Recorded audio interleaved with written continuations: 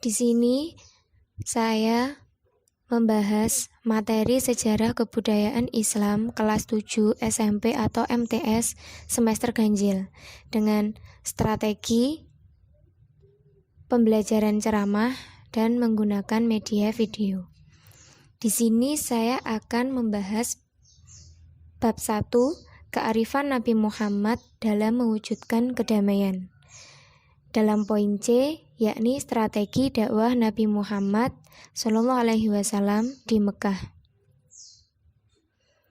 Dengan kompetensi inti dan kompetensi dasar, yakni kompetensi inti memahami pengetahuan faktual, konseptual, dan prosedural berdasarkan rasa ingin tahunya tentang ilmu pengetahuan, teknologi, dan seni budaya terkait fenomena dan kejadian tampak mata.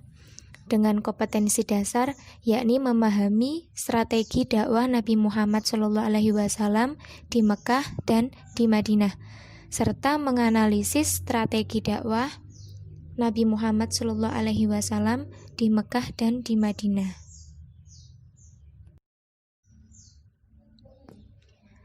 Strategi dakwah Nabi Muhammad. Nah, pada bab ini terdapat 5 poin, yakni yang pertama, dakwah secara rahasia atau lalu poin kedua, secerang-terangan atau bisa disebut dakwah jahar. Yang ketiga, hijrah ke Hasbi. Yang keempat, misi ke Thaif. Dan yang kelima, perjanjian Aqabah. Yang pertama, di sini saya membahas dakwah siriyah atau dakwah secara sembunyi-sembunyi. Pada awal dakwahnya, Nabi Muhammad menggunakan dakwah siriyah dalam menyebarkan Islam. Nabi Muhammad melakukan dakwah siriyah bukan karena takut, melainkan ini merupakan strategi dakwah, di mana Nabi mengantisipasi pengikut Nabi yang masih sedikit dan belum kuat. Sedangkan ancaman dan siksaan masyarakat kafir Quraisy masih kuat. Nabi Muhammad SAW melakukan dakwah siriyah dengan pendekatan personal. Hal ini disebabkan karena pendekatan personal memiliki keterkaitan batin secara interaksi emosional antara pengajak dan yang diajak. Pendekatan personal ini Nabi telah menggabungkan antara ikhtiar dan tawakal. Artinya Nabi dalam berdakwah memperhatikan situasi dan kondisi yang ada. Nabi Muhammad melaksanakan dakwah siriyah selama 3 tahun. Pertama-tama, Nabi menawarkan Islam kepada orang-orang terdekat seperti keluarga besar serta sahabat-sahabat karib beliau. Mereka diajak untuk memeluk Islam. Dalam sejarah Islam dikenal sebagai as-sabiquna awwalun, yakni orang-orang yang paling dahulu dan pertama masuk Islam. Siapa orang-orang itu? Nah, di sini saya akan menjelaskan. Yang pertama, yakni Khadijah binti Khuwailid atau bisa disebut Ummul Mukminin, yakni istri Nabi. Yang kedua, Zaid bin Haritsah bin Syarahil. Yang ketiga, Ali bin Abi Thalib, yakni sepupu Nabi Muhammad. Yang keempat, Abu Bakar Asy-Syiddiq, yakni sahabat dekat Nabi Muhammad SAW. Mereka adalah orang-orang yang paling dahulu dan pertama masuk Islam. Poin kedua, yakni dakwah jahar atau dakwah terang-terangan. Ketika perintah dakwah terang-terangan turun, Nabi Muhammad mengundang Bani Hashim dan beberapa orang Bani Al-Muthalib bin Al-Manaf. Nabi menyeru kepada kaumnya menyembah dan berserah diri kepada Allah. Namun, semua kerabatnya menentang Rasulullah. Hanya Abu Thalib lah yang tidak menentang. Dia tidak masuk Islam, tetapi dia mendukung dakwah Nabi Muhammad dan melindunginya dari gangguan kafir Quraisy. Kaum Quraisy merasa terganggu dengan dakwah Nabi. karena kepercayaan mereka mulai dipermasalahkan dan berhala-berhala mereka ditentangnya. Mereka mengakui sosok Nabi Muhammad sebagai orang yang jujur. Mereka berusaha menghentikan dakwahnya dengan cara mendekati pamannya, yakni Abu Thalib. Mereka mengharapkan Abu Thalib bisa menyeru Nabi Muhammad untuk menghentikan dakwahnya. Tapi Abu Thalib menolak permintaan mereka. Mereka pulang dengan tangan hampa sehingga Nabi bisa melanjutkan dakwah, menampakkan agama Allah dan menyeru kepadanya. Semenjak penolakan itu, kafir Quraisy berusaha menghentikan dakwah Nabi dengan berbagai cara, antara lain menjelek-jelekkan ajaran Islam, membangkitkan keraguan-keraguan, menyebarkan anggapan-anggapan yang melenceng dari ajaran-ajaran beliau, melawan Al-Quran dengan dongeng orang-orang dahulu, dan menyibukkan manusia dengan dongeng-dongeng itu agar mereka itu meninggalkan Al-Quran dan penyiksaan terhadap para pengikut Nabi. Poin ketiga yakni hijrah ke Habsyi.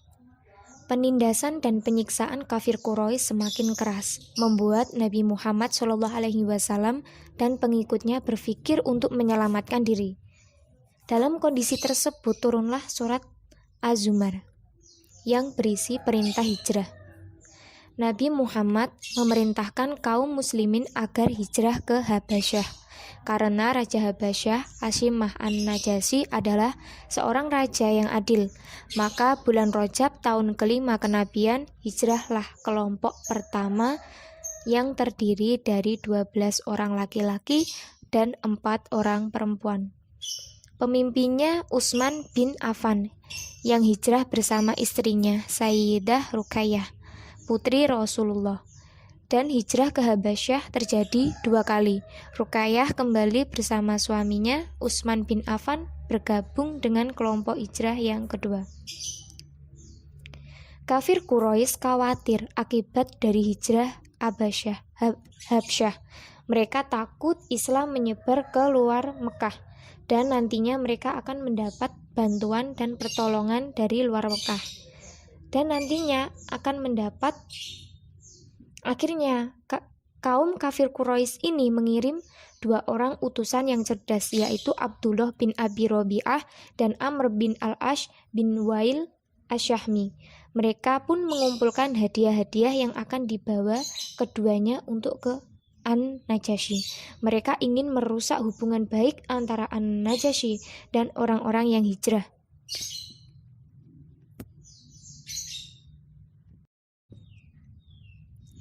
Poin keempat yakni misi ke Thaif. Pada tahun ke-10 kenabian, Nabi Muhammad kehilangan 2 orang yang dicintainya, yaitu Siti Khadijah, istrinya yang selalu bersamanya dalam menyebarkan Islam, dan Abu Thalib, pamannya, yang selalu melindungi dan membelanya dari ancaman kafir Quraisy. Tahun tersebut dinamai tahun kesedihan. Setelah meninggal keduanya, orang-orang kafir Quraisy semakin berani mengganggu dan menyakiti Nabi Muhammad. Melihat kondisi seperti itu, Nabi bersama Zaid berencana pergi ke Thaif, wilayah yang berjarak sekitar 80 km dari Tanah Suci Mekah. Ada beberapa alasan kenapa Nabi Muhammad memilih pergi ke Thaif. Antara lain yakni 1. Thaif merupakan kota kedua setelah Mekah. Di Thaif ada Bani Saqif, salah satu suku Arab yang paling kuat. Jika mereka memeluk Islam, maka akan menjadi kekuatan besar yang mendukung dakwah Nabi.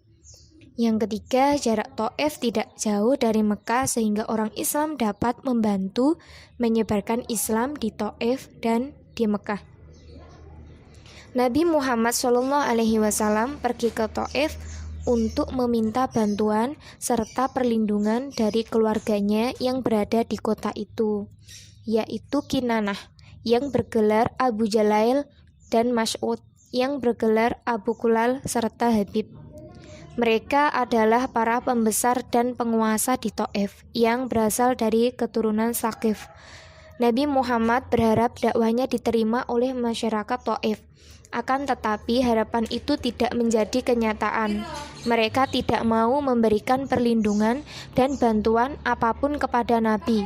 Mereka menolak membantu Nabi karena mereka menghindari perselisihan dengan masyarakat Mekah. Selain itu, mereka telah terhasut oleh pengaruh Abu Jahal dan para pembesar kafir Quraisy yang memberitakan bahwa apa yang diajarkan Nabi Muhammad adalah kebohongan-kebohongan besar dan akan menyesatkan bangsa Arab. Dan poin yang terakhir yakni kelima, Perjanjian Aqobah. Perjanjian Aqobah adalah perjanjian antara Nabi Muhammad SAW dengan sejumlah penduduk Yastrib yang disertai dengan sumpah setia atau yang bisa disebut dengan baiat. Pada tahun ke-12 kenabian, bertepatan dengan tahun 621 Masehi, Nabi Muhammad menemui rombongan haji dari Yastrib.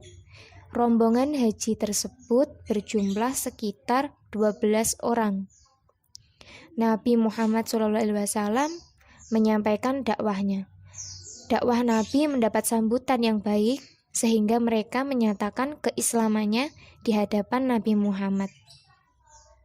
Mereka melakukan baiat kepada Nabi di salah satu bukit di kota Mekah, yaitu Bukit Aqobah. Maka baiat ini disebut dengan baiat Aqobah. Adapun isi baiat adalah sebagai berikut. 1. Mereka menyatakan setia kepada Nabi Muhammad SAW. Kedua, mereka menyatakan rela berkorban harta dan jiwa.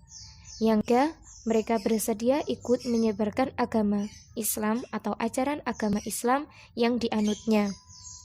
Yang keempat, mereka menyatakan tidak akan menyekutukan Allah. Yang kelima, mereka menyatakan tidak akan membunuh. Dan yang keenam, mereka menyatakan tidak akan melakukan kecurangan dan kedustaan.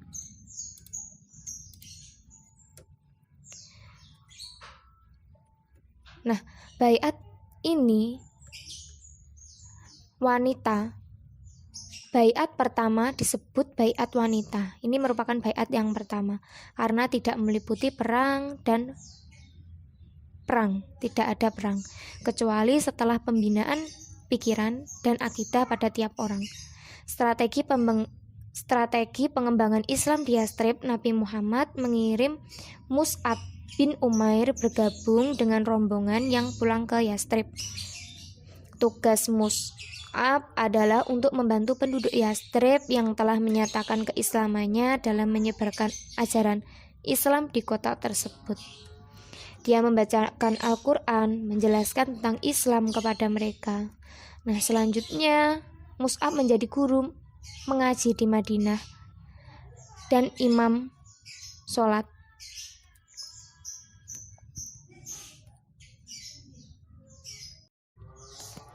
Nah, itu tadi penjelasan mengenai strategi dakwah Nabi Muhammad SAW di kota Mekah dan di Madinah.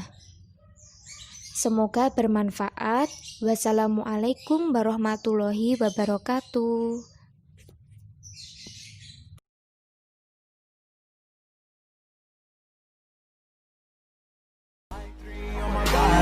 I'm an icon, man. And my girl about a 10. I should fuck her in a Benz.